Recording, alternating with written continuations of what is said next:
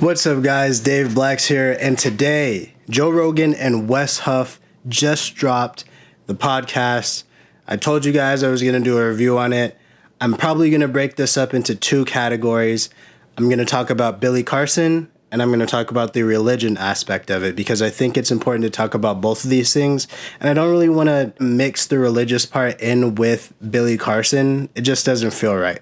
So I'm going to make two separate versions. So Billy Carson, it's officially over for him. I can imagine they are panicking over there right now because Wes Huff and Joe Rogan just dropped this incredible podcast. I had a lot of gripes with Joe in this podcast when it came to Billy Carson, because Joe really wasn't taking accountability for the fact that he brought Billy onto his podcast in the first place and exposed him to more people.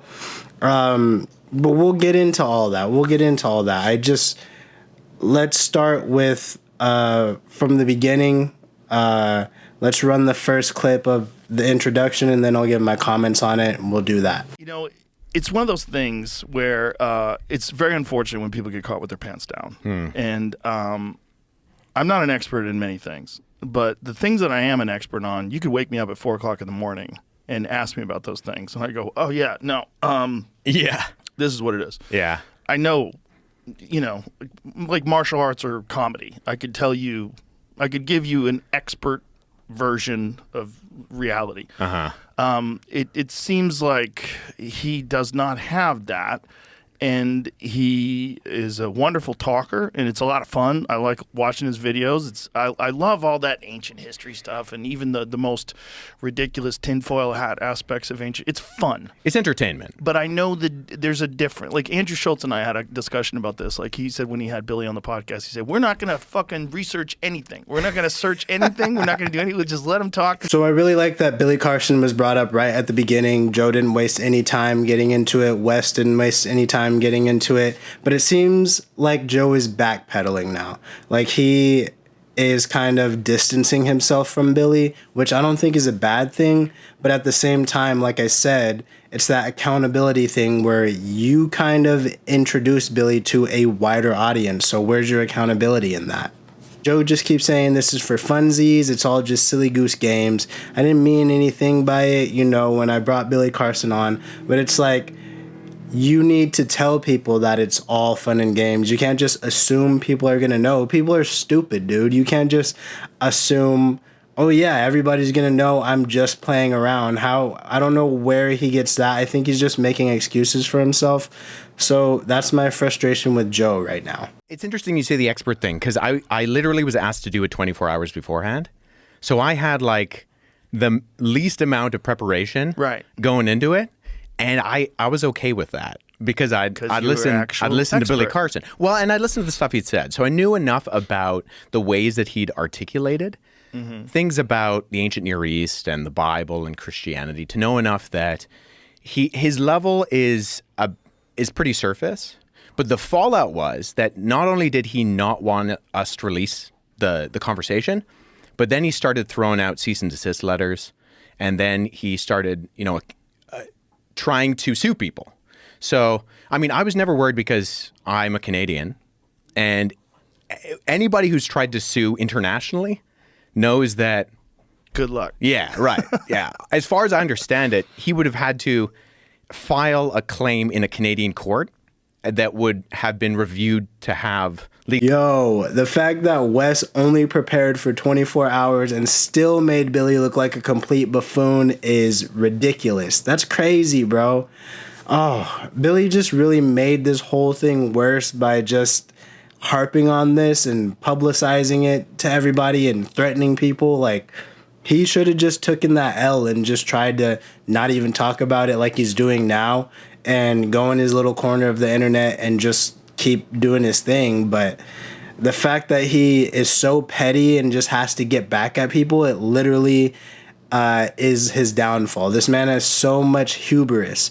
Here's a quote that I really like that perfectly describes Billy Carson. God is merciless with those who fly on the wings of grandiosity. That perfectly encapsulates our friend Billy. Cease and desist letter said, I don't want you to use my name or my face. in anything going forward, and anything you've used up until this point you need to remove. And I was given 24 hours notice to do this. But if you're a public figure, he's clearly a public figure. Is that even, can you actually say? No, you can't. He'd sent Mark, who was the podcast host, as far as I'm aware, numerous cease and desists, and Anton, who was the media manager. He'd sent a number of cease and desists. It's unfortunate. It is unfortunate. When you get caught with your pants down, you're supposed to say, "I got caught with my pants down." Yeah, that's what you're supposed to do. It's the only, especially if you're public. Like, it's very clear that you're incorrect. Well, the irony of this situation is, if he just kind of left it, it probably wouldn't have made anywhere close to the splash. No, that it's made. And we told him that. We said, like, "Hey, Barbra Streisand effect is going to happen. Yeah, like, you're a big enough personality that if I make a video and say, like, hey, I had this conversation, didn't go well for Billy, and Billy doesn't want it released," that's going to start to gain traction sooner or later. Problem is to really delve into these subjects. It takes a tremendous amount of research, years and years and years of research. You really have to know what you're talking about. Most of us don't. Joe is singing a completely different tune now that the facts are out and they are what they are. Now he's kind of like, yeah, you need to have years and years and years of expertise to do anything. Okay, did you think that before or after you had Terrence Howard come on your podcast and show his toy drones to you? I don't get it. Maybe this whole ordeal has really taught Joe a lesson, or maybe he just has secondhand embarrassment from Billy. Maybe it's both. So the gentleman who brought the two of you together, what was his goal? Like, what was he trying to do, and how did he approach you? Yeah, so he's friends, or I should say was friends. He was friends with Billy. They live in the same neighborhood. Oh, boy. So it's actually become really, it's become pretty rough for him. So he released a video yesterday, which I think people should go and check out, where he kind of gives his perspective. He's been friends with Billy for years. He was at Billy's wedding. Oof. Billy had 15 people at his wedding. Oof. Mark was one of them. And they live in this community in Florida. Their sons are friends. Their wives would hang out. Oof. And Mark told me, he's like, I've been hearing Billy say, he wants to debate. Nobody will debate him for years. And so as far as I think Mark was concerned, he was giving Billy the opportunity that Billy had told a lot of people he wanted. Right. And so he, this was set up in that Mark and Billy have been talking. They've been on each other's podcasts in the past, and they've been friends, but more like business colleagues. Like, Mark has come out and said, I hadn't really gone into the stuff he'd said about Christianity or ancient religions or whatever that much. Mark he's a Christian. He has like a public profession of faith, and him and Billy had talked about the fact that they wanted to talk about like faith stuff and some of their differences, and that that Mark was kind of prepping for this, and his media manager Anton had sent him some of my stuff and said, like, Wes has done some stuff on some things that Billy has talked about, and maybe you should look up some of this stuff, read into it. And Mark, very last minute, was like, well, I feel inadequate. Do you think I could just ask Wes? And so he DM'd me on Instagram and just kind of laid this out, like, hey, I'm going to have Billy in my studio in 24 hours. I can tell him you're coming, can tell him who you are. I can like give him your background, but would you be willing to come?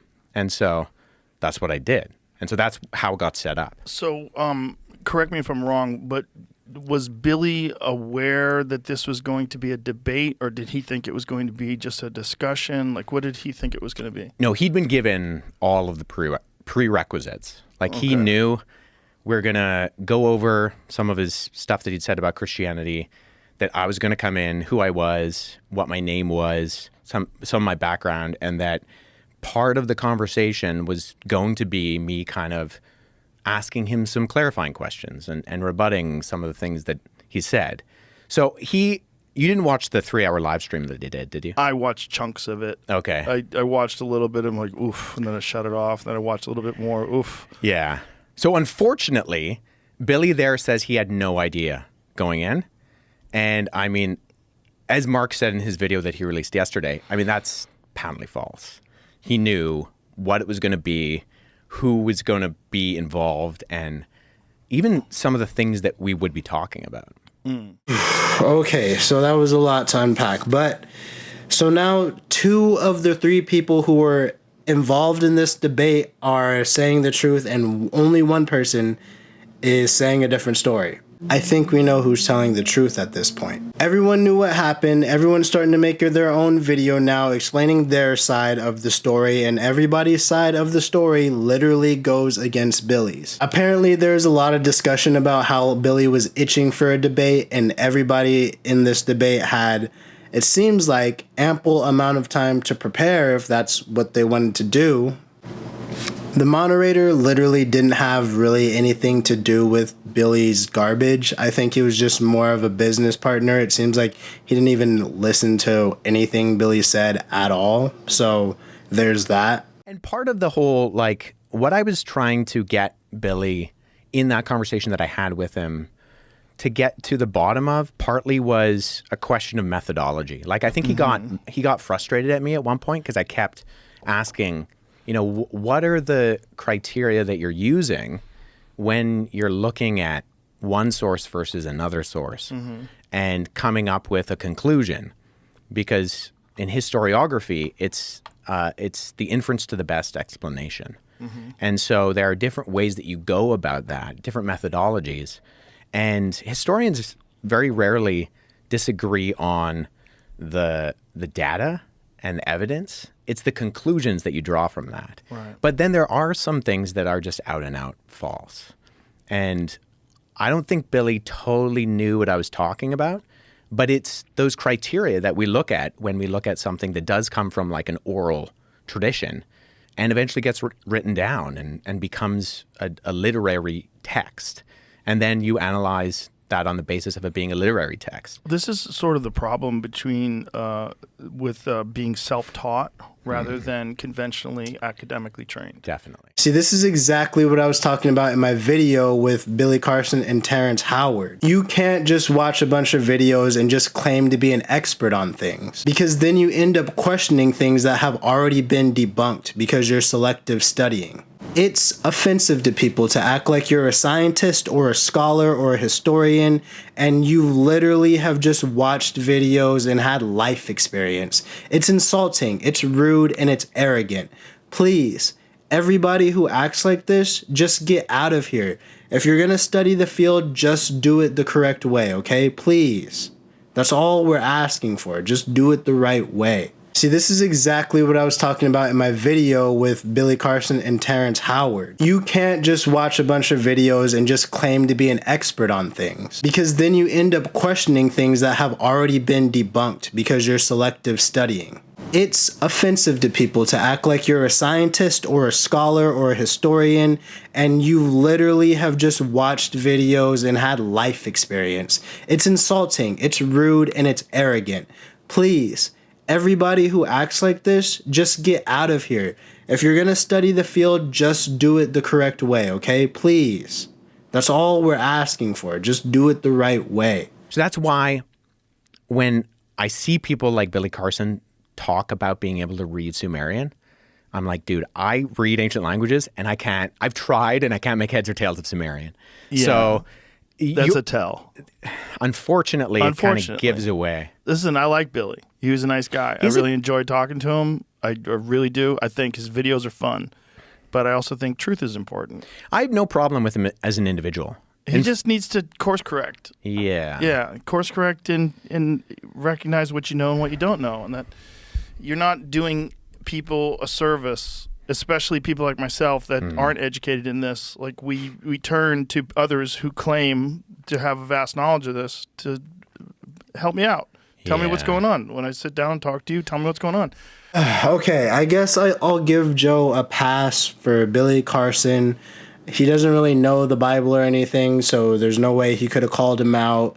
But seriously, he needs to vet these people before he lets them just sit on his podcast and talk. So that's it with all the Billy Carson stuff during this podcast. That's all the interesting stuff I found. Everything else was more on the religion side of things and the historical side of things, which I really liked, and I think you guys should watch it. I will do a little video about that stuff too, but I won't get too far in it.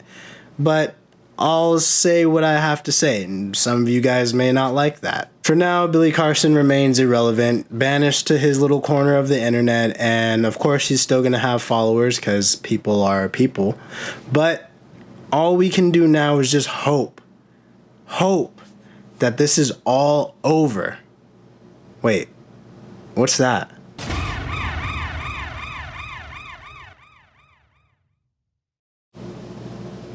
Ah, fuck.